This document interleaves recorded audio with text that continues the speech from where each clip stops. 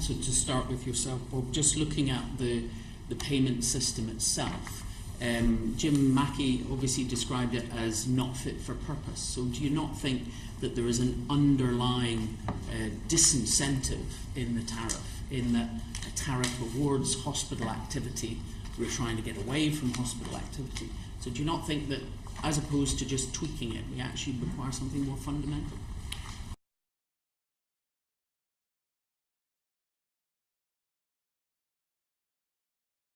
No, I just wanted to sort of briefly help before Simon speaks, because actually you're right. I mean, what we have to do is to move to situate a system of capitation payments, population health management, delivered by accountable care organisations.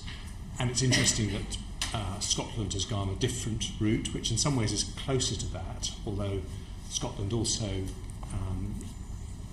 as I'm sure you'll acknowledge, has its own problems of resources still being sucked into the acute sector. Even when you break down some of these barriers, it's still a challenge. But that is the plan, and that's why we have the 40... Is that not where the health service kind of started, with health authorities and health boards and area-based? But people do recognise, in a way, we have to find our way back to that.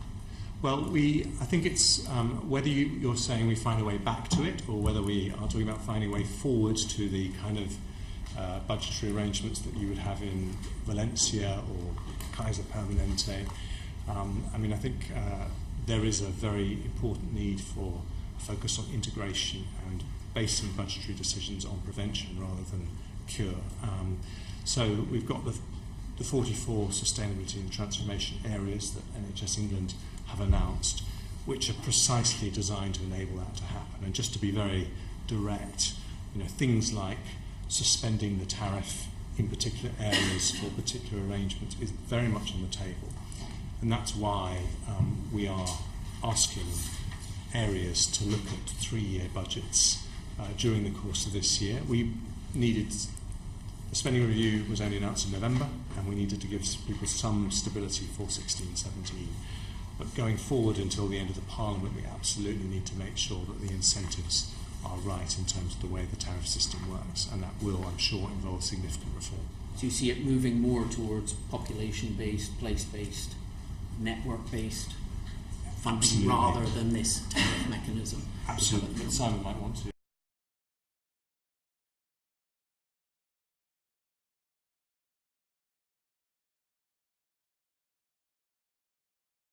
Yeah, I mean, so I agree with that completely, but I think there's some nuances here. Having had the privilege of spending time with you this afternoon, I'm then sort of wandering over the road to spend 3 hours with the Public Accounts Committee on the subject of specialised services. And no doubt one of the points that they will be making on the back of an NAO report is, couldn't we move to more tariff-based reimbursement for specialised services rather than locally negotiated prices where there's a big spread based on historic practice? And indeed the move towards the new tariff-based system, HRG4 Plus, would give us 2,100 price points compared with the 1,657 we've currently got. So there are kind of pushes and pulls here. If you're South East London, you are in a different position than if you're Devon. If you're Devon, more or less you consume your own smoke. The people of Devon, for the most part, using the services that are available in Devon, and so a population-based control total for Devon is relatively straightforward. And indeed, that is what we have facilitated during the course of the past year, and as part of the Devon Success Regime, they'll be taking that forward this year and beyond. But if you're South East London, with 3 teaching hospitals with lots of cross-boundary flows from Kent, from Sussex, Surrey, actually it's much harder just to say, here's the sealed system for South East London. So what that tells us, I think, is that first of all, we've got to evolve the new payment models based on the different populations and geographies, rather than just kind of some national volte-face to a new status quo. Secondly, I think we know that not just from this country but internationally, as Bob said, payment reform is it's either an inhibitor or an enabler, but it's not actually the clinical change that will make any difference to patients per se. Clinical difference will make to patients is whether teams of staff are working with patients in different ways that creates holistic care instead of the fragmentation we've currently got. And if you just do the financial re-engineering ahead of having figured out what the new team-based care processes need to look like, the thing can quite quickly fall over. And we saw that in Cambridgeshire recently with the so-called United Care proposition, where they'd done the financial re-engineering, they hadn't done the care redesign sitting underneath it, which is part of what the whole Vanguard process is supposed to do, and you didn't get the efficiency dividend that supposedly it could produce. So those two caveats, I think. First, you've got to kind of evolve in different ways in different parts of the country. Second, you've got to think about the underlying care changes, not just the financial veneer. It's just I've come across a case where, you know, it was outreach service, consultants going out into the community, setting up support services to avoid patients coming in. And of course, because that consultant's paid by the trust, eventually they pulled it because it was, you know, resulting in lower income for the hospital. So it's this kind of negative feedback loop that we absolutely need to get rid of. But is it not also the case that the tariffs are set in relation to the average costs? So in actual fact, if a trust, or indeed all trusts, work really hard and get their costs down, the tariff for the next year will be lower?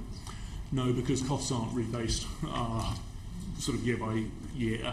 And there's the opposite issue as well, which is that if we don't make the efficiencies, then you could argue they just get rebaked into the inflated prices that the tariff assumes is the efficient cost of production. So the tariff doesn't relate to the average it's cost. On a lagged basis, on a very lagged basis.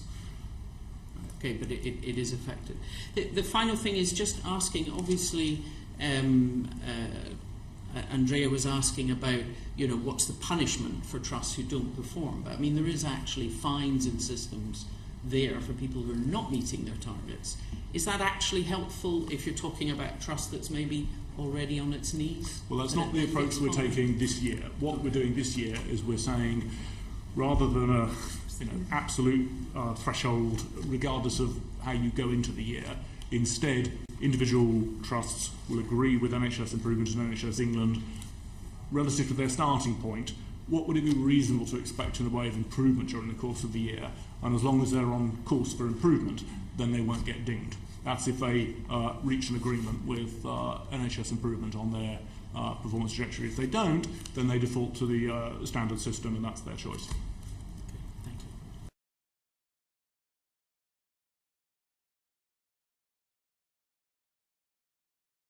Individual trusts will agree with NHS Improvement and NHS England relative to their starting point. What would it be reasonable to expect in the way of improvement during the course of the year? And as long as they're on course for improvement, then they won't get dinged. That's if they reach an agreement with NHS Improvement on their performance trajectory. If they don't, then they default to the standard system, and that's their choice.